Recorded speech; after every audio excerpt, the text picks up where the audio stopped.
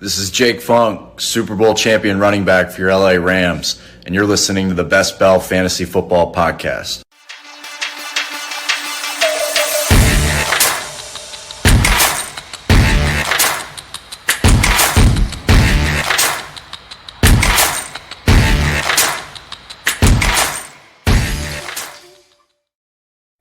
Welcome into episode 38 of the Best Bell Fantasy Football Podcast. I'm Bradley Stalder. You can follow me on Twitter at FFStalder. Today, I'm going to be doing a brief Chicago Bears team projections review with you.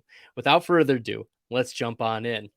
Justin Fields had a rookie season to forget in 2021, below a 60% completion percentage, 10 interceptions, only 7 passing touchdowns, and it was pretty ugly under Matt Nagy. It can't get much worse. And my projections support him improving. One of the aspects, though, that was very good of Justin Fields was his rushing. 35 rushing yards per game, and that includes the part games that he played. 420 rushing yards and 72 rushes, 2 rushing touchdowns.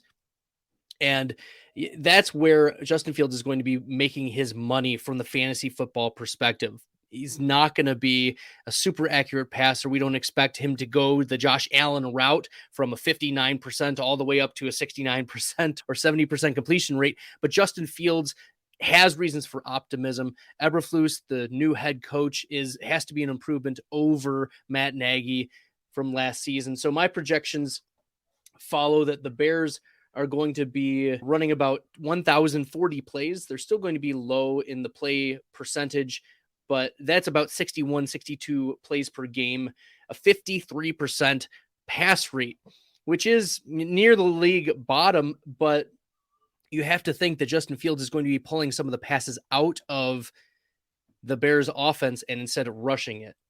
So a 52, 53% passing rate, and that would leave at about a 47% or so rushing rate.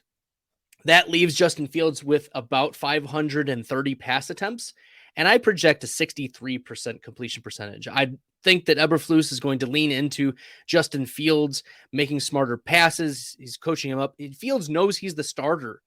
Last season, if you remember at this time, Justin Fields was splitting first-team reps and mostly playing behind Andy Dalton in this Matt Nagy offense. And Matt Nagy was being all cagey about, Justin Fields isn't ready, blah, blah, blah. No, Justin Fields was more ready than Matt Nagy was letting on. It's just that he wasn't ready to play the Andy Dalton offense. Instead, Matt Nagy completely misused Justin Fields. And so my projections are that he comes about halfway-ish to what Josh Allen jumped a couple years ago. Not quite amazing, but at least league average. I have 63% completion percentage, a 3,669 passing yards, 23 touchdowns, 14 interceptions. I still think the interceptions are going to be there. Fields does like to throw the ball down the field. Last season, his air yards per attempt, 5.8, but his yards per attempt was 6.9. So he did like to get the ball down the field when he got a chance. One of the other struggles that Fields had last season was 36 sacks. And you have to know that Eberflus is saying you got to hold on to the ball. You can't be taking sacks. The amount of rushing fumbles, he had 4 fumbles, 12 fumbles actually last season. It was just a real problem, Justin Fields holding onto the ball. I have a 25% rush share, and that was the median rush share last season for Justin Fields. So projecting him at 25% gives him 123 rush attempts. He averaged almost 6 yards per carry, so that gives him 715 rushing yards. And assuming he gets about a 3% touchdown rate, maybe it's a little higher now that the Bears are scoring a little bit more, but conservatively 3 rushing touchdowns. So that's a total of 301.97 quarterback points. And that's nowhere close to where Josh Allen was in last season as the quarterback one in 2021. In fact, 302, let's just say passing 302 quarterback points would be about the quarterback 10 from last season in total points. But that's assuming Justin Fields plays all 17 games. And those are medium projections. So I think that Justin Fields is still like that high-end quarterback 2, low-end quarterback 1 range. So that 10 to 15 range is comfortable for Justin Fields just based on the rushing. We're talking 71 plus, we're talking almost 90 fantasy points just on the ground. That's 30%. 33% of his rushing, of his fantasy points are going to come from the ground in my projections, which is pretty high. Think of Matthew Stafford almost having no contribution on the ground. Justin Fields, that's where he's going to be making his fantasy points. Looking at the running back position, I do give the majority of carries to David Montgomery. And look, this is more fragile than I think people are giving credit for. Montgomery, his median rush share last season was 56%, but 56% of a 47% rush share, 47% of the plays are rushes. That gives him 278 rush attempts over the course of 17 games. Assuming he plays all 17, it's going to be probably closer to 240, 250 if he gets all those carries.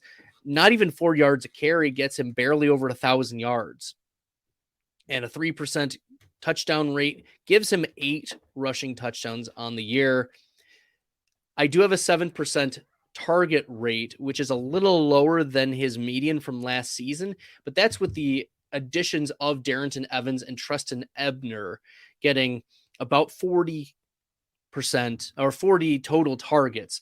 I have about 40 total targets for David Montgomery. And all of that adds up to David Montgomery, 197 half PPR fantasy points from the running back position. 197 last season would have put him at running back 15.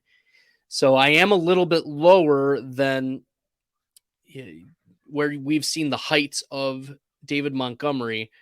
Montgomery finished 21st last season in total points, but he only played 13 games. Here's the thing, though. David Montgomery is being drafted around running back 20. So if I'm saying that median-wise, David Montgomery is more closer to a running back 15 than a running back 20, he might be a value, especially if he drops a little bit in your drafts. Smash, running back 21, running back 22, boom. He's going to be a solid middle-of-the-road running back 2 for you.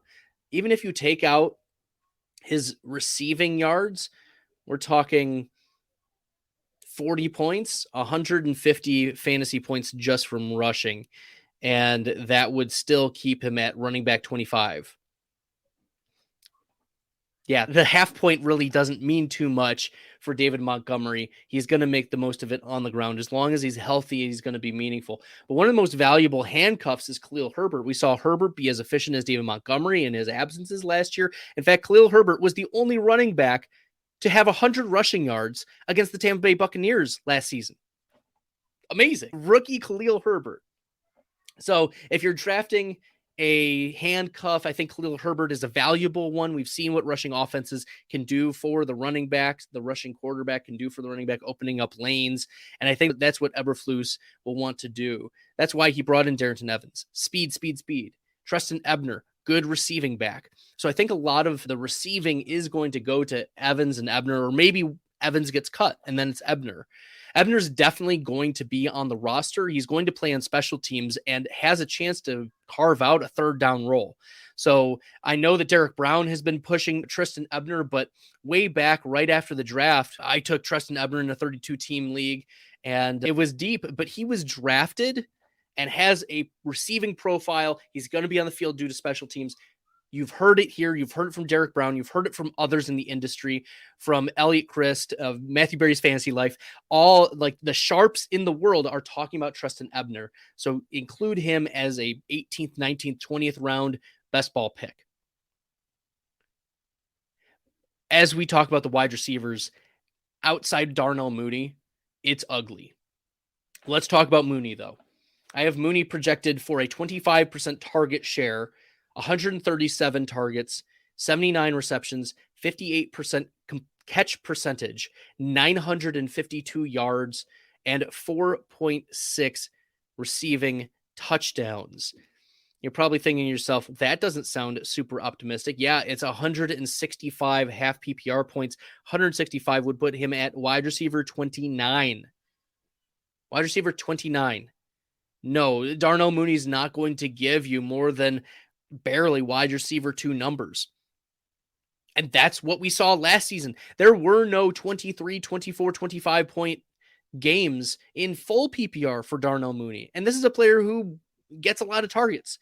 I said 25% target share could be 26, 27. It's really not going to move the needle that much. Darnell Mooney, we love like the target share, but he's in a fragile position. Someone else could come in, like Velus Jones. Maybe we're completely underselling Velus Jones. Maybe it's Dante Pettis who actually like explodes. Dante Pettis, 17%, 20% target shares when he was with the New York Giants in the couple games he played. Like, it's possible. I just think that Darnell Mooney is more fragile than what we're giving credit for, even though I do have him projected for 25% of the targets. I know a lot of people like being in on Darnell Mooney. It's just not a good offense, not a lot of passes, and not a lot of touchdowns. That's the thing. Darnell Mooney might be okay at football. He probably is. I have nothing against the man. It's just that at running back 29 or wide receiver 29, there's not a lot of upside with Darnell Mooney. The two other wide receivers I have projected at exactly a 10% share, because I don't know who to pick, is Byron Pringle and Velus Jones. Okay. Both of them are less than 100 fantasy points, and Pringle is more of the yards per target deep threat. And I can see Velus Jones being like a Van Jefferson type. Both, yeah, as I said, under 100 total half point PPR points outside the top 50, not players that I'm targeting.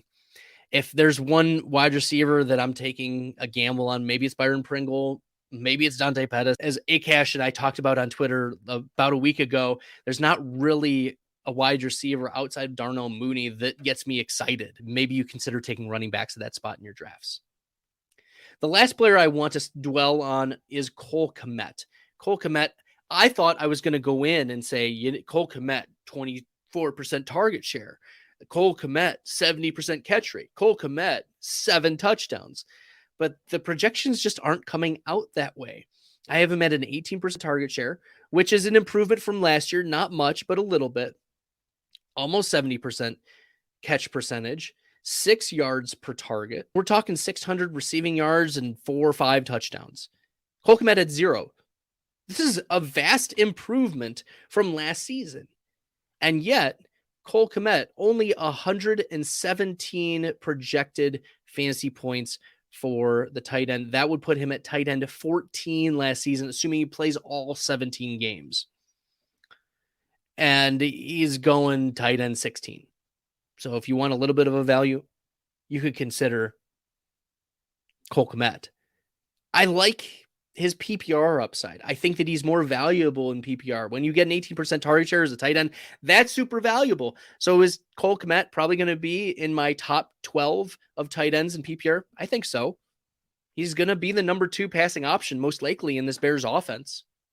So Cole Kmet, Darnell Mooney, David Montgomery, Justin Fields.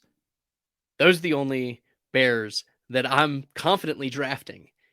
The rest are dart throws. If you want to take a shot in Khalil Herbert, if you like Treston Ebner, if you think that it's going to be Byron Pringle as a last round resort, fine. Either way, I don't care. It's your choice. You run and manage and draft your own teams at that spot. But I'm telling you, there's not a lot of confidence exuding from the Bears. Unfortunately, they didn't take a difference-making wide receiver. Velus Jones, 25 years old. Is about as old as Juju Smith-Schuster, right? And maybe we're wrong about Velus Jones. Maybe we're wrong. Maybe the Bears see something in him that they like. I'm not as optimistic. So you shouldn't be either until we actually see it on the field. All right. That'll do it for today's podcast. Thanks for listening about my Chicago Bears team projections review. If you like what you heard, hit the subscribe button on YouTube. Give 5 stars on the Apple Podcast, Spotify, iHeartRadio, wherever you're listening. And thanks for tuning in, everybody. I'm going to be doing more of these team projections reviews. I'm going to do some live drafts, all depending upon the schedule that I have with Baby Stalder due any day. So I appreciate everyone tuning in, watching, listening. And if you have any questions, make sure to pop those into the YouTube. You can also DM me on Twitter. And if you haven't donate to Scott Fishbowl or your local charity, make sure you do. I've just jumped into we've started our Scott Fishbowl draft, and my first round pick was Dak Prescott. So there you go. At the 1.08, Dak Prescott is my first round Scott Fishbowl draft pick. Thanks everyone for tuning in. Appreciate it. Till next time, good luck in the best ball streets.